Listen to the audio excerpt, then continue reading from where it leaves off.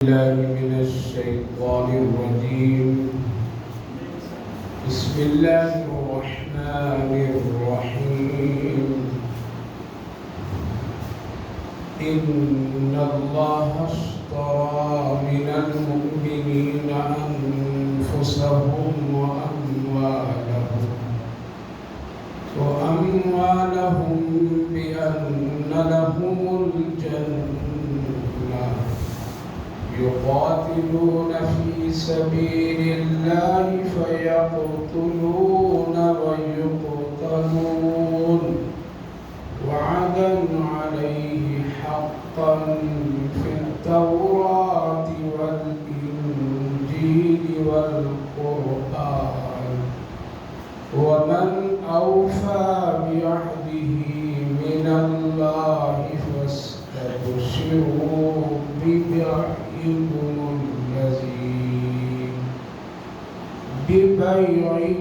الذي بايعتم به وذلك هو الفوز العظيم.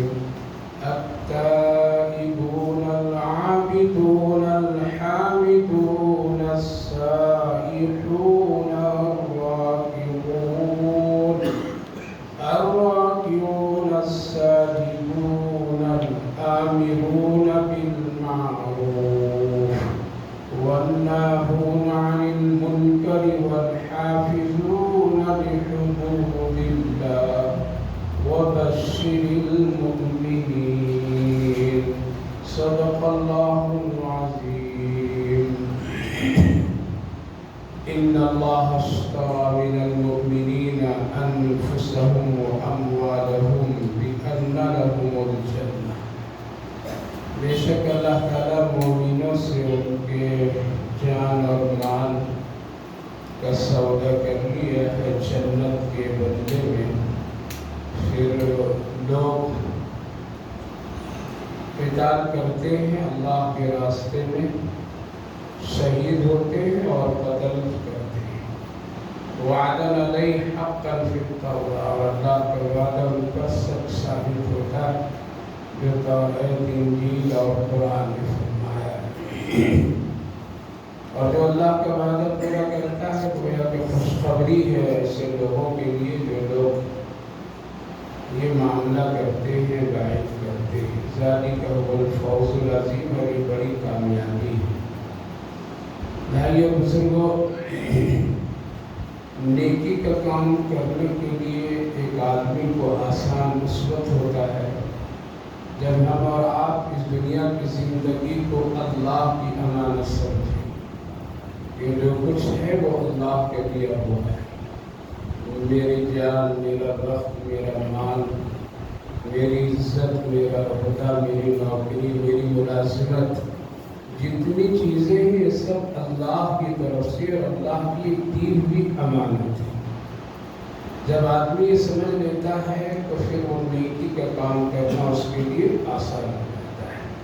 پھر وہ جان بھی لگا دیتا ہے، مال بھی لگا دیتا ہے، وقت بھی لگا دیتا ہے، اور اپنی ذات سے ایمان اور اسلام کو نقصان نہیں ہونے دیتا ہے. اور اگر کوئی آدمی سمجھ لے کہ نہیں میرا جسم، میری عزت، میرا مال میرا ہے، اس میں کسی کا کوئی دخل نہیں ہے، یہ مال بھی آیا تو میری محنت سے، یہ صحت ہے تو میری محنت سے، میں بھاگتا ہوں، دوڑتا ہوں، ورزش کرتا ہوں، عمدہ قسم کی غذائیں کھاتا ہوں، بہت ہی آرام اور سکون سے رہتا ہوں، اس لیے ہماری یہ صحت ہے. اگر وہ یہ سمجھ لے کہ یہ میری وجہ سے ہے تو پھر اس آدمی کو عبادت کرنا، وقت لگانا، مال دینا اللہ کے راستے میں بہت مشکل ہے، بہت مشکل ہے.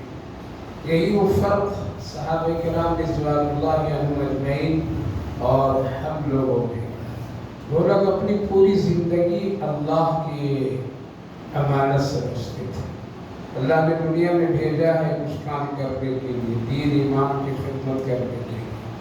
اللہ کی یہ امانت ہے. اللہ جب مانگے گا دے دیں گے، اللہ مال جب مانگے گا دے دیں گے. جب اللہ وقت مانگے گا تو وقت دے دیں گے، وقت بھی اسی کا، جان بھی اسی کا، مال بھی اسی کا۔ تو صحابہ کرام رضوان اللہ علیہم اجمعین ذرہ برابر بھی دیر نہیں کرتے تھے پہل۔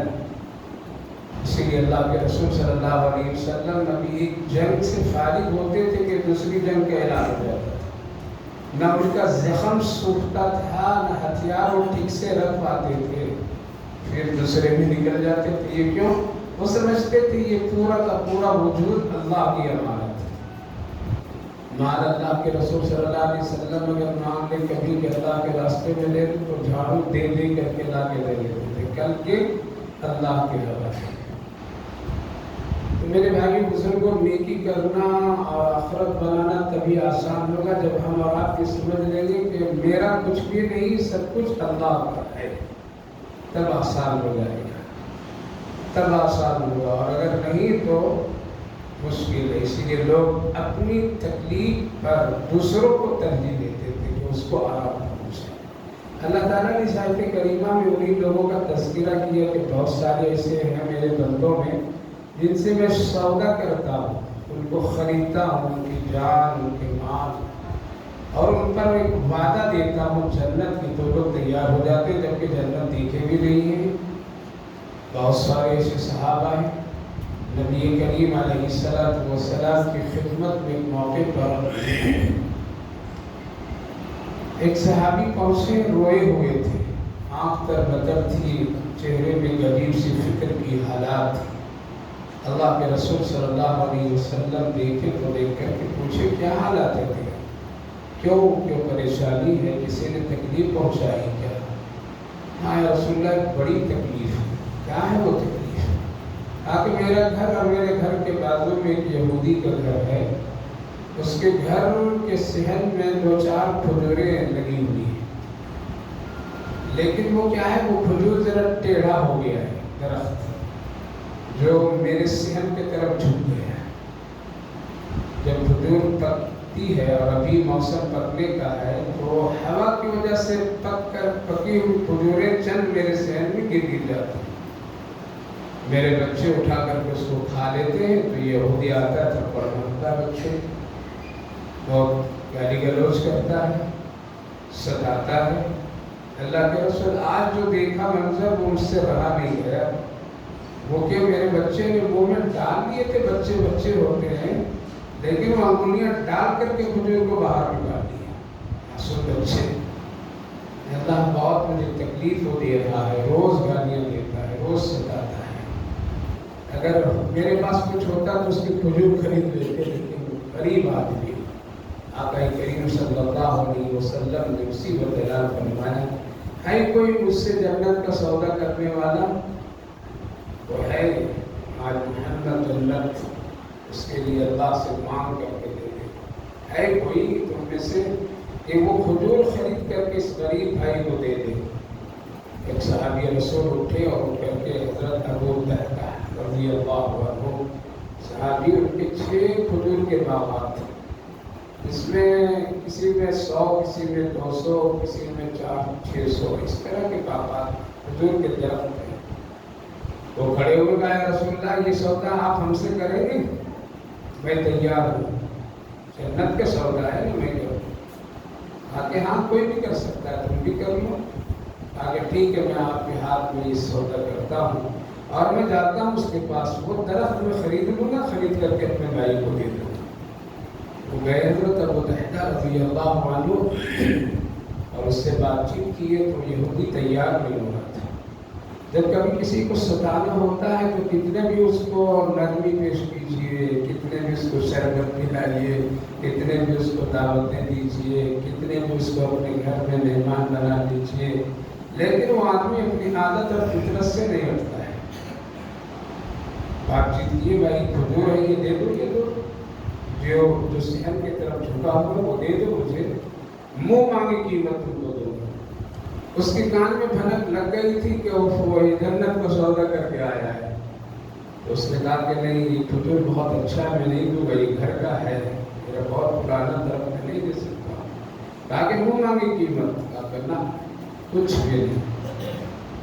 کہا کہ ایک کے بدلے 10 کھجور لے لو، نہیں 100 لے لو نہ 200 لے لو نہ 300 نہ. کہا کہ دیکھو تم جانتے ہو میرے پاس اس وقت میں 6 باغات ہیں اور سب سے بہترین باغ اس وقت ہے جس میں 600 کھجور کا درخت ہے. کتنے؟ 600. اگر تم ایک ٹیڑھا کھجور یہ مجھے دے دو گے تو 600 کھجور کا باغ تجھے دے دوں گا. وہ درخت والا دے اور بہت اچھی کھجوریں اس میں آتی ہے. دے دو مجھے، میرے لیے سودا آسان ہے. سوچیے ایک ٹیڑھا کھجور اور اس کے بدلے میں کتنے؟ 600 کھجور اور وہ بھی شاندار بھاؤ. دنیا دار یہودی تھا. اس نے کہا کہ اگر ایسا آپ کرتے ہیں تو چلو سودا کر لیتا ہوں. ٹھیک ہے آپ یہ لے لیجیے. اور وہ 600 والا کہا کہ آپ چلو ابھی چلو، دیر مت کرو، بدلنا نہیں. کہیں ایسا نہ ہو کہ دیر ہو جائے تو تم بدل جاؤ. چل جلدی سے چل، سیدھے پاؤ لے کے. میں یہ کہہ رہا ہوں میرے بھائی بزرگوں کہ جب ہم اپنی پوری زندگی جان مال عزت آبرو سب سمجھیں کہ اللہ کی امانت ہے. میری زندگی اللہ کی امانت، میرا مال اللہ کی امانت، میری نوکری ملازمت سب اللہ کی امانت، تب اللہ کے لیے کرنا کوئی مشکل نہیں. اور پھر اللہ اس کا بدلہ بہترین دیتا ہے، بہترین بدلہ دیتا ہے. وہ سیدھے گئے باغ میں لے کے کھڑے ہو آواز دیے تو ان کے گھر والے لوگ تھے باغ میں. اندر باغ میں کھجوریں کھا پی رہے تھے، جمع کر رہے تھے. آواز دیے امی باہر آ جاؤ، بیوی باہر آ جاؤ، بیٹے بیٹیاں باہر آ جاؤ، باہر آ جاؤ. سب لوگ آ گئے. آنے کے بعد کہا کہ اب یہ میرا کھجور نہیں ہے، اب ان کا ہی باغ ہے. کیوں بیٹا ایسے کیوں کیا؟ کہا کہ میں نے سودا کر لیا رسول اللہ صلی اللہ علیہ وسلم سے جنت کے بدلے میں، اس لیے اب یہ کھجور کا باغ اس کے حوالے کرتا ہوں. چلو نکل جائے. اب ایک بھی کھجور نہیں دینا. ماں تھی، بیوی بچے تھے. ہم ہوتے تو ماں باپ کو مار پیٹ کر کے دیکھو غریب بنا دیا، فقیر بنا دیا، کچھ نہیں خیال کیا، سب دے دیا، یہ کیا. لیکن نہ ماں زبان کھولی نہ بیوی کھولی. کہا کہ اگر جنت کا سودا ہو گیا تو کوئی بات نہیں، چھوڑ دو.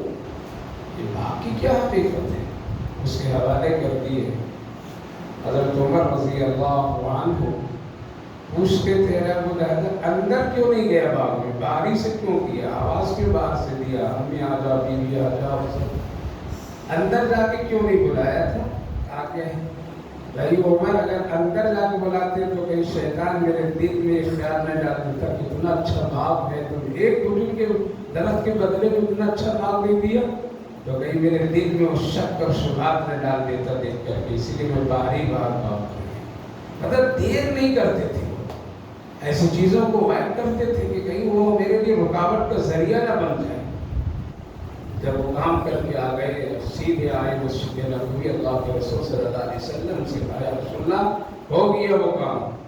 اب یہ کھجور جو ٹیڑھا جو ادھر گر رہا تھا اب میرے بھائی کو بلا کر کے دے دیجیے. اب یہودی کبھی بھی ان کے بچے کے منہ میں انگلی ڈال کے کھجور نہیں نکالے گا. رسول اللہ صلی اللہ علیہ وسلم نے فرمایا تو ادھر 600 دے رہا تھا، ادھر حضرت جبریل آ کر کے بتا کر گئے کہ اللہ نے ان کی جنت میں 6000 درخت کھجور کے لگا دیے ہیں. میرے بھائی بزرگوں آج ان کو مشکل کیوں ہے؟ عبادت کرنا مشکل کیوں ہے؟ نماز پڑھنا مشکل کیوں ہے؟ مال خرچ کرنا مشکل کیوں ہے؟ وجہ اس کی ہے کہ ہم نے سمجھا یہ پورا میرا ہے، یہ گھر یہ سنسار یہ سب میرا ہے. ہم اچھا کھاتے تو اچھا ہے، اچھا کماتے ہیں تو میرے پاس مال ہے. ہم ہیں پڑھے لکھے تو ہے نہیں. جس نے یہ سوچا وہ غلط فہمی میں ہے. اسی لیے صحابہ کرام رضوان اللہ علیہم اجمعین فوراً سودا کرتے تھے. ان اللہ اشتری من المؤمنین انفسهم واموالهم. جہاں جنت کی بات آتی تھی فوراً تیار. یہ بیت عقبہ ایک وقت گزرا ہے ابتدائی زمانے میں جس وقت 6 صحابہ تھے جنہوں نے نبی کے ہاتھ پر میں بیعت کیے تھے کہ میرا مرنا میرا جینا یا رسول اللہ اب آپ کے حکم پر، اللہ کے حکم پر، ہم کبھی بھی پلٹیں گے نہیں. جان بھی دیں گے، مال بھی دیں گے، وقت بھی دیں گے. ان کی شان میں آیت کریمہ اور ان کے میں اللہ نے نازل فرمایا تھا. لیکن یہ عموم ہے، صحابہ کرام کی ہی وہ چیزیں تھیں. اللہ کے رسول صلی اللہ علیہ وسلم ایک موقع پر بیٹھے تھے مسجد میں. ایک صحابی آئے. صحابی وہ دیہات سے چل کر کے آیا. اسی وقت میں آئے عشاء کے وقت. آپ نے پوچھا خیر و عافیت کے بعد کھانا پینا. آپ اٹھ کر کے اپنے گھر گئے. ایک بیوی سے معلوم کچھ کھانا ہے, مہمان آیا ہے. نہ 1 2 3 کسی کے یہاں کھانا بچا ہوا نہیں تھا. تھا ہی نہیں. آپ صلی اللہ علیہ وسلم آ کے بیٹھے تو ایک صحابی رسول صلی اللہ علیہ وسلم کہا کہ رسول اللہ پریشان ہیں شاید اس مہمان کو کھانا کھلانے کی وجہ سے. یہ مہمان آپ کا ہے, میرے حوالے کر دیجیے, میں ان کو کھانا کھلاتا ہوں. آپ لے کر کے چلے گئے. ٹھیک ہے, لے جاؤ. بہت اچھا. نبی کو اطمینان ہوا. دیجیے کسی کو سکون. کیا ہے؟ اپنی ذات اپنے عمل سے کسی کو سکون دیجیے, تکلیف مت پہنچائیے. کسی کی نیندیں حرام مت کیجیے. کسی کی رات کی نیند میں تکلیف کا ذریعہ مت بنیے. سکون پہنچائیے, سکون دیجیے اس کو. کوئی ٹینشن نہ دیجیے اپنی طرف سے. کوئی ایسا کام نہ کیجیے کہ بیچارہ اپنے بیوی بچوں کے ساتھ وہ پریشان رہے. سکون دینے والا مومن بننا چاہیے, سکون دینے والا انسان بننا چاہیے. وہ لے کے اپنے گھر میں اپنے بیوی سے کہا کہ مہمان لے کر کے آیا ہوں کھانا. کہا کہ ہے تھوڑا سا بچا ہوا کھانا ہے, جو گیا تو اتنا ہوتا نہیں تھا, مختصر کھانے ہیں. کہا کہ ایسا کیجیے بچے والا کھانا بچے کو رہنے دیجیے اور ہم اور آپ اپنا دونوں کھانا مہمان کو کھلا دیجیے. لیکن وہ بھی ناکافی ہے. بیوی کہنے لگی کہ یہ بھی ناکافی ہے, اس لیے بیچارہ تھک تھکا کر کے دور سے آیا, بھوکا ہوگا, یہ تھوڑا سا کھانا ان کے لیے ناکافی ہے. اور عرب کا مدینے کے دستور تھا کہ مہمان کے ساتھ میزبان بیٹھ کر کے کھانا یہ اس کی عزت تھی. تو کہا کہ اگر آپ اس کھانے میں شریک ہو کر کے کھانا کھائیں گے تو مہمان بھوکا رہ جائے گا, اس لیے ایک رات آپ مت کھائیے. میں بھی بھوکی ایک رات رہتی ہوں اور آپ بھی بھوکا رہ جائیں گے. کہا کہ پھر اس کے ساتھ بیٹھنا کھانا کیسا ہوگا. کہا کہ آپ دونوں کھانے میں بیٹھ جائیے. میں ایک ترکیب بتاتی ہوں, وہ یہ ہے کہ میں عین موقع پر چراغ بجھا دوں گی. یہ ہے دیکھیے کتنا پیار کی باتیں ہو رہی ہیں, جنت بنانے کی باتیں ہو رہی ہیں. میں چراغ بجھا دوں گی, آپ کہیے کہ جلدی سے چراغ جلاؤ. میں کہوں گی کہ تیل ڈال رہی ہوں, ڈھونڈ رہی ہوں تیل. اندھیرا جب ہو جائے گا تو آپ پورا کھانا مہمان کو کھلا دیجیے. وہ اگر آپ سے پوچھے کہ تم بھی کھاؤ تو کہنا کہ ہاں میں کھا رہا ہوں, کھائیے. کتنا انتظار کریں گے چراغ کا, جلدی سے کھا دیجیے. اندھیرے میں بھی آدمی کھائے گا تو ہاتھ میں آ جائے گا. سسٹم اللہ ایسا لگا دیا, اندھیرا ہوئے کہیں ہو, رکما اگر آگے کھانے کی چیز تو یہی جائے. کھاؤ بھائی, کھاؤ میرے مہمان, کھاؤ کھاؤ. تیل ذرا نہیں ہے, لا رہی ہے, جلا رہی ہے, آپ بھی کھائیے. تو وہ کھانے کی نقل کر رہے تھے. کیسے کر رہے تھے؟ کھانے کا جو نقل ہوتا ہے منہ میں ایک آواز کی کیفیت, ہاں میں بھی کھا رہا ہوں, آپ کھاؤ. پورا اندھیرے میں کھانا پورا کھلاتی ہے مہمان کو. تب جا کر کے بیوی پھر چراغ جلائی, روشنی ہوئی, گھر میں ٹھہرا دی. صبح اس مہمان کو لے کر کے رسول اللہ صلی اللہ علیہ وسلم کی خدمت میں پہنچے. اللہ کے رسول نے فرمایا, ہوا تیری رات کی مہمان نوازی ایسی تھی کہ اللہ نے تیری شان میں آیت نازل فرما دی. وَمِنَ النَّاسِ مَن يَشْتَرِي, دوسرے جز میں اللہ رب العالمین, بہت ایسے لوگ ہیں جو دوسروں کو اپنی نفس جان پر ترجیح دیتے اللہ کے لیے. اللہ کے رسول کا مہمان ہے, بھوکا رکھ دیا, اس کو سکون دیا. تو جب ہم اور آپ یہ سمجھ لیں میرے بھائی بزرگوں کہ میرا پورا وجود سر کے بال سے لے کر کے پاؤں تک یہ اللہ کی امانت ہے. جو کچھ میرے پاس تھوڑا زیادہ مال ہے یہ بھی اللہ کی امانت ہے. جو مجھے عزتیں ملی ہے یہ بھی کس کے؟ یہ اللہ کی امانت ہے. تو نیکی کرنا آسان ہے. تو اللہ رب العالمین نے انہیں کا تذکرہ فرمایا ایسے لوگوں کے لیے جنت ہے. ایسے لوگوں کے سے میں نے جنت کا وعدہ کر رکھا ہے.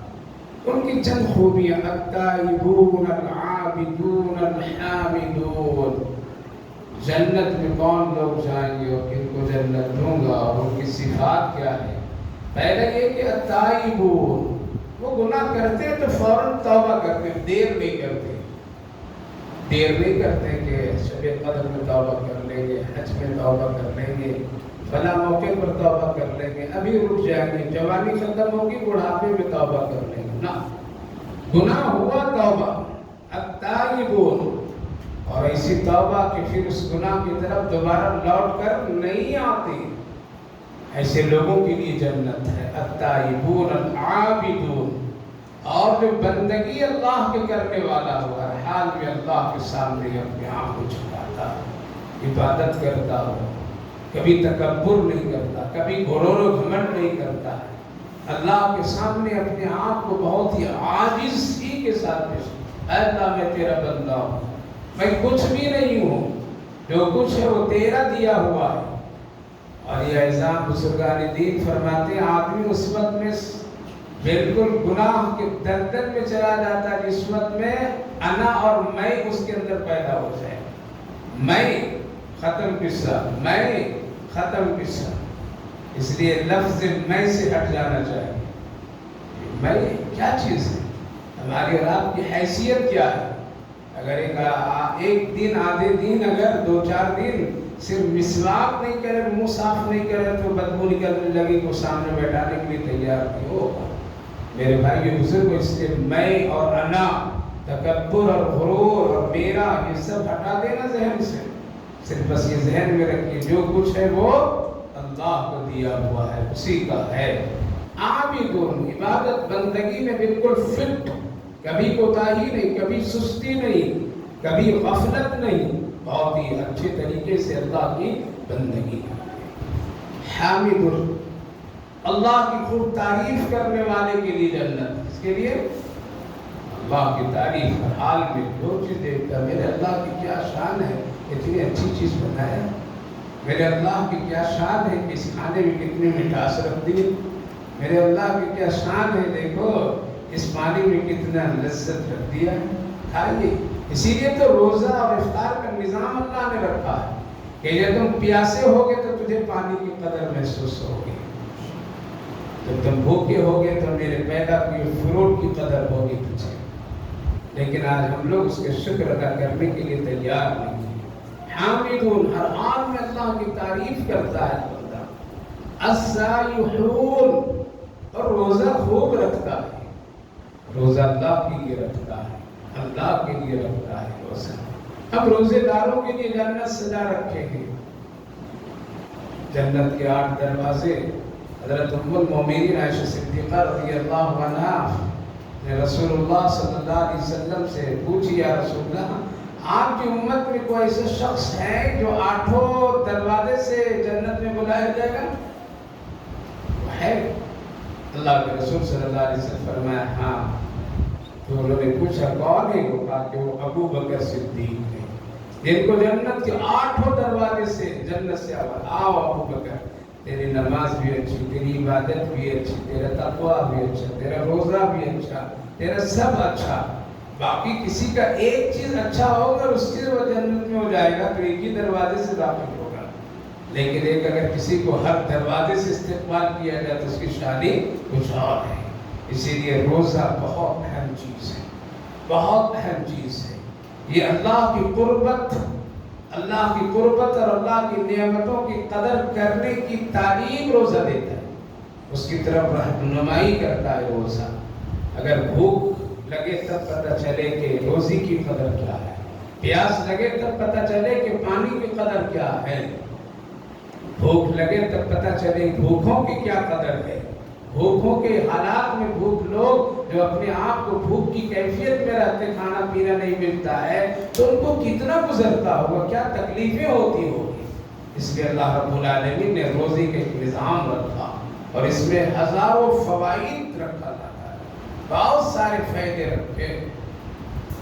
سال میں 2 سال میں ایک مرتبہ اپنے گھر کی صفائی کرتا ہے انسان، پین کرتا ہے، گھر کے سارے کچرے کو کیا کرتا ہے، نکالتا ہے، صاف کرتا ہے، کوڑے طرح نکال کر اس کو پاک صاف کلین کرتا ہے.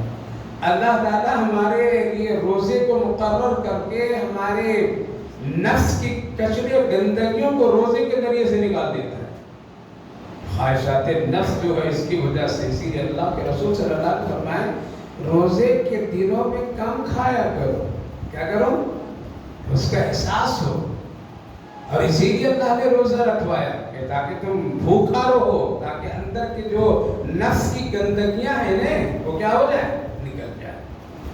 لیکن ہم لوگ روزے ہی میں زیادہ کھاتے ہیں عام دنوں کے مقابلے میں، اور یہ سمجھتے ہیں کہ ارے بھائی روزہ رکھ لو، نہیں کھاؤ تو کمزور ہو جاؤ. اللہ کمزور کرنے ہی کے لیے روزہ رکھا تاکہ نفس تمہارا جو طاقتور بن گیا نا گناہ کرتے کرتے اس کو ذرا کمزور. ایک نوجوان آئے کہا کہ رسول اللہ میں نکاح کرنا چاہتا ہوں لیکن کچھ بھی نہیں میرے پاس. کہا کہ تب تک محنت کرو. کہا کہ نفس خواہشات پر قابو رکھنا بڑا مشکل ہے. کہا کہ پھر روزہ رکھو، اس کا یہی علاج ہے. روزہ رکھو گے تو اندر سے نفس تیرا کمزور ہوگا، خواہشات تیرے کمزور ہوں گے. لیکن آج ہم لوگوں کو کمزور نہیں ہوتے. کیوں؟ اتنا کھاتے ہیں، اتنا کھاتے ہیں. اللہ اکبر. سب سے اچھی چیز تو رمضانی بھی کھاتے ہیں، ایک سے ایک چیزیں کھاتے ہیں. لہذا کہاں ہم نے اپنے نفس کو بھوکا رہنے دیا؟ بھوکا رہنے نہیں دیا. اسی لیے صحابہ کرام رضوان اللہ علیہم میں کم کھاتے تھے. تقویٰ اس میں پیدا ہوتا تھا. اللہ کے رسول آپ کہیں گے ان لوگ پاس نہیں تھا اسی لیے، نہ ایسا نہیں. ان کے پاس بھی رہتا تھا پھر بھی کم کھاتے تھے روزے میں. حضرت علی رضی اللہ عنہ فرماتے ہیں مجھے وہ روزہ مزہ آتا ہے جس روزے کی حالت میں میری زبان اور ہونٹ میں پیاس کی وجہ سے چپک جاتی. اس روزے میں جو لذت ہے اور وہ تہجد کے سجدے میں جو لطف ہے وہ دنیا کی کسی نعمت میں وہ لطف نہیں ہے. میرے بھائی بزرگ، الصائمون، روزے دار کم کھائیے. اس سے کیا ہوگا؟ عبادت کرنا آسان ہوگا. اب پورا ڈٹ کر کے کھا لیتے ہیں عشاء سے پہلے، پھر ذرا سا نماز تراویح پڑھیں، پھر جا کے کچھ چٹک لیے، اس کے بعد کتنے دیر رکھے؟ 2 گھنٹہ 2.5 گھنٹہ کا وقت ملتا ہے سحری کا. پیٹ تو پورا بھرا رہتا ہے. تہجد کے لیے اٹھے گا کوئی؟ سحری کے لیے نہیں اٹھتا ہے. ماں بہنیں اٹھا کے تھک جاتی ہیں تب لاتی ہیں. پھر وزن پڑھنا مشکل ہو جاتا ہے. یہ ساری چیزیں کیوں مشکل ہوتی تھی؟ اتنا بھی نفس اور پیٹ کو مضبوط کریں گے نا اتنے ہی کاہلی، اتنے ہی سستی، اتنے ہی بیماریاں، اتنے ہی ہمارے اندر میں غیر غلط خیالات پیدا ہوں گے. اس لیے یہ اچھی چیز نہیں ہے کہ ہم روزے کی حالت میں بھی خوب افطار پارٹی چلاتے ہیں. شان سمجھتے اس کو شان سمجھتے ہیں. تو الصائمون، روزے داروں کے لیے میں نے جنت سجائی ہے، روزے داروں کے لیے میں نے جنت کا وعدہ کیا ہے. الراکعون الساجدون، اور رکوع اور سجدہ نماز پڑھنے والوں کے لیے بھی جنت ہے. پتہ یہ چلا کہ بے نمازی کے لیے جنت بہت مشکل ہے. پہلا حساب اسی الامرون بالمعروف، اور جو آدمی نیکی کا دعوت کرتا ہے، نیکی کی طرف لوگوں کو بلاتا ہے، برائیوں سے روکتا ہے. والحافظون لحدود اللہ، جو اللہ نے حدود قائم کیے، یہ حرام یہ حلال، اس سے آگے نہیں جانا. یہ عورت تیرے لیے حلال، یہ تیرے لیے حرام، یہ کھانا تیرے لیے حلال، یہ تیرے لیے حرام. وہاں جانا حرام، یہاں آنا حلال. جو اللہ نے حدود مقرر کر دی ہے اس کی حفاظت ایک آدمی کرتا ہے، اس پر جان لگا دیتا ہے، اس کو ادھر سے ادھر نہیں ہونے دیتا ہے. ایسا نہیں کہ یہ بھی چلتا ہے وہ بھی چلتا ہے. لہذا دین میں جتنے بھی مسائل ہیں میرے بھائی بزرگوں، اللہ نے سب طے فرما دیا ہے. اگر اس سے آگے پیچھے کریں گے تو وہ عبادت قابل قبول نہیں ہوگی. اس کی ایک مثال دیتا ہوں. اذان ہے نا، اذان اگر عصر کی اذان ہونے والی ہو، وقت سے پہلے کو دے دے گا تو اذان ہوگی؟ نہیں ہوگی. دوبارہ پھر اذان دینا پڑے گا، دوبارہ پھر اذان دینا پڑے. کیوں؟ اللہ نے، اللہ کے رسول نے اس کا وقت مقرر فرمایا. اسی وقت یہ حدود ہے، نہ اس سے پہلے نہ اس سے آگے. اگر کوئی آدمی 4 رکعت ہم نے ابھی پڑھی ظہر کی نماز، کوئی آدمی کہے کہ نہیں ذرا تھکے ہوئے ہیں، ذرا 2 ہی میں آپ چلا دیں، کل ملا کر کے ہم کیا کریں گے 6 پڑھیں گے، ہوگا؟ نہیں. حدود جو مقرر ہے وہی کرنا، اس سے آگے پیچھے نہیں. تو حدود اللہ کی حفاظت کرنا ایک مسلمان کی کیا ہے؟ شان ہے، شان ہے. لہذا آگے پیچھے نہیں. اسی تو اسلام، اسی کو یہی خوبیاں.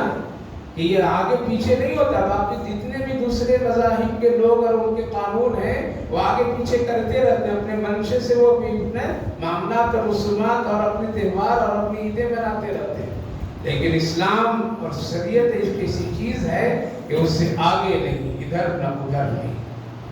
آج سے بہت سال پہلے کی بات ہے، ہم کانپور میں پڑھتے تھے تو ایک صاحب قصہ سنائے کہ یہاں ایک مرتبہ اذان کے سلسلے میں اختلاف ہو گیا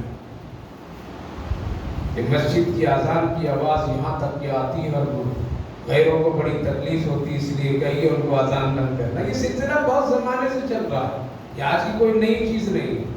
نبی کے زمانے میں بھی کہتے تھے کہ قرآن آہستہ پڑھو، ہم لوگوں کو بہت تکلیف ہوتی ہے، اذان آہستہ دو بہت تکلیف ہوتی، فلاں سے دلاؤ ہم کو بڑی تکلیف ہوتی ہے۔ یہ سب دشمنیاں چلتے رہے، آدمی چلنے سے پرواہ نہیں کرنا چاہیے، اپنے ایمان اسلام پر ڈٹ کر کے قائم رہنا چاہیے۔ تو اس کی تحقیقات ہوئی کہ اس کی آواز، اس مسجد کی آواز وہاں تک پہنچتی یا نہیں پہنچتی۔ دوپہر کے ٹائم 10-11 بجے کے وقت کے قریب میں کیا ہوا، افسران آئے اور مسلمانوں سے کہا کہ تم اس وقت میں اذان دو تاکہ ہم لوگ وہاں پہنچ کر کے دیکھیں کہ یہاں تک آواز میں کی آتی یا نہیں آتی۔ مسلمان ذمہ دار حضرات علماء نے کہا کہ ہم لوگ بے وقت اذان نہیں دیتے ہیں، اگر آپ کو سننا ہے تو ٹائم پر آئیے گا، سن لیجیے گا۔ بے وقت اذان ہمارے یہاں ہے ہی نہیں کہ کوئی آئے وہ دے دے، وہ آئے دے دے، یہ آئے دے دے۔ جتنا ہے الفاظ اتنے ہی ہم دیں گے اور اسی وقت دیں گے جو ہمارا اسلام جو ٹائم مقرر کیا ہے، نہیں دے سکتے پہلے۔ آپ کچھ بھی کر لیں، آپ کو اگر جانچ کرنا ہے تو اس وقت میں آئیے گا جب ہمارا اذان کا وقت ہوتا ہے۔ وہ افسران لکھ کر کے چلے گئے کہ نہیں، ان لوگوں کی وجہ سے کسی کو کوئی تکلیف نہیں ہو سکتی، اسلام کے عمل سے کسی کو تکلیف نہیں ہوتی۔ یہی چیز ان لوگوں کے پاس میں گئے ہیں کہ تم لوگ ذرا بجا کر کے دکھاؤ یہ آواز وہاں تک جاتی ہے، نہیں تو فوراً بجا دیے وہ لوگ، تاکہ ان کا دین مذہب میں کوئی لیمٹ نہیں ہے، جب چاہو تو آواز، جب چاہو تو ہنگامہ۔ لیکن اسلام ایک بہت ہی حدود اور دائرے میں رہنے والا اور رکھنے والا مذہب ہے۔ اللہ نے ہم سب کو اس کی توفیق دی۔ خلاصہ یہ میرے بھائی بزرگوں، اس کو دو باتوں میں سمجھیے کہ اگر ہم اپنی دنیا کی پوری زندگی کو اللہ والا سمجھ لیں گے کہ یہ اللہ کی امانت ہے، تب تو نیکی کرنا کیا ہے، آسان، مال خرچ کرنا آسان، وقت لگانا عبادت میں آسان، قرآن پڑھنا آسان، سچ بولنا آسان۔ اور اگر یہ سمجھ لیں گے کہ نہیں، میں، میرا جسم، میری مرضی، میرا دولت، اس میں کسی کا کوئی حق حصہ نہیں ہے، تب تو نیکی بہت مشکل، گناہ بہت آسان۔ سمجھ گئے؟ نیکی بہت مشکل، گناہ بہت آسان۔ اور جس بندے خدا کا گناہ آسان ہو گیا تو آخرت اس کے ہاتھ سے نکل گئی۔ اس لیے دیکھیے کہ نیکی میں آسانی ہے یا نہیں میرے دل میں۔ اگر دل میں نیکی کی جگہ ہے، آسانی ہے، اس کے شوق ہے، تب تو آخرت اور جنت بن رہا ہے۔ اور اگر دل میں نیکی کرنے کا شوق نہیں، بے قراری، بے چینی، بے رغبتی، بس دیکھا دیکھی، دھکیل کے مسجد آ گیا، دھکیل کے چلا گیا، زبردستی آیا، کسی نے بھیج دیا، تو سوچ لیجئے کہ ایمان اور جنت میں بہت مشکل ہے۔ اللہ ہم سب کو توفیق نصیب فرمائے اور نیکی کے کام کو آسان بنائے، گناہ کے کام کو اللہ سخت بنائے، روزہ نماز ہم سب کے لیے آسان بنا دے۔ اللہم صلی علی سیدنا نبینا حبیبنا مولانا محمد وبارک وسلم علیہ۔ اللہم ربنا آتنا فی الدنیا حسنۃ وفی الآخرۃ حسنۃ وقنا عذاب النار۔ اللہ ہم سب تیرے بندے ہیں، تو ہم سب کا خالق مالک ہے۔ جو کچھ اس دنیا میں ہے میرے اللہ، یہ سب آپ کو عطا کیا ہوا ہے، جان، مال، عزت، آبرو، دانے دانے کے سب ہم محتاج، تو دانے دانے کے مالک کے مختار ہے میرے اللہ۔ اللہ ہم سبوں کو یہ سمجھ کی توفیق عطا فرما دیجئے کہ جو کچھ ہے وہ سب تیرا دیا ہوا ہے، ہمارا اس میں کوئی کمال نہیں ہے۔ اللہ اپنا فضل فرما اور رحم فرما، نیکی کے کاموں کو آسان بنا دے، گناہوں کے کاموں کو مشکل بنا دے۔ اے اللہ اس بابرکت رمضان مبارک کہ مہینہ ہم لوگوں سے رخصت ہوتا دن بدن جا رہا ہے. کچھ نیکی کے کام ہم لوگ خیر کے ساتھ اچھا سے اللہ نہیں کر سکے، کمیاں بہت، کوتاہیاں بہت، لیکن تو غفور رحیم ہے، اپنے فضل سے کمی کوتاہی کو معاف فرما کر کے سارے بھائیوں بزرگوں ماں بہنوں کے روزے کو قبول فرمائیے، نماز تراویح کو قبول فرمائیے، ذکر اذکار کو قبول فرمائیے، سحر و افطار کو قبول فرمائیے، اور باقی دن جو رہ گئے اللہ آسانی کے ساتھ ہم سبوں کو عمل کرنے کی توفیق نصیب فرمائیے.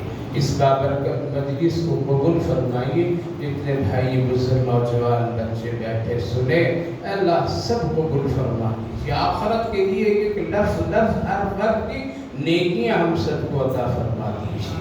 جو بیمار ہے صحت و شفا نصیب فرمائیے، صحت مندوں کو سلامتی نصیب فرمائیے.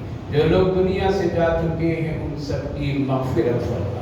ہماری ان دعاؤں کو اپنے فضل و کرم رحمتوں سے قبول فرما دیجیے. صلی اللہ علی النبی وعلی آلہ وسلم.